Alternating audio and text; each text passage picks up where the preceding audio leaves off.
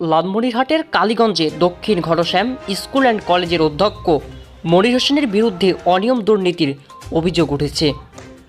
গতকাল 27শে আগস্ট মঙ্গলবার কালীগঞ্জ উপজেলা নির্বাহী কর্মকর্তা জহির ইমাম অভিযোগটি তদন্তের জন্য একটি তদন্ত কমিটি গঠন করে অধ্যক্ষকে তদন্ত চলাকালীন দায়িত্ব হতে সাময়িকভাবে অব্যাহতি দেন বলে জানা যায়। সরজমিনে জানা যায়, দক্ষিণ ঘনশ্যাম স্কুল অ্যান্ড কলেজের অধ্যক্ষ ও সভাপতির বিরুদ্ধে নিয়ম বহির্ভূতভাবে প্রতিষ্ঠানের গাছ কেটে নেওয়া সহ নিয়োগ কেলেঙ্কারির অসংখ্য অভিযোগ উঠেছে।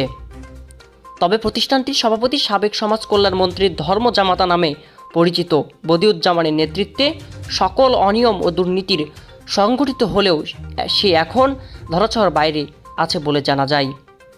এ ঘটনায় ইউপি সদস্য রাকিবুল ইসলাম পলাশ সহ ভুক্তভোগীরা বলেন, অধ্যক্ষ ও সভাপতি মিলে সরকারের আমলের নিয়োগ বাণিজ্য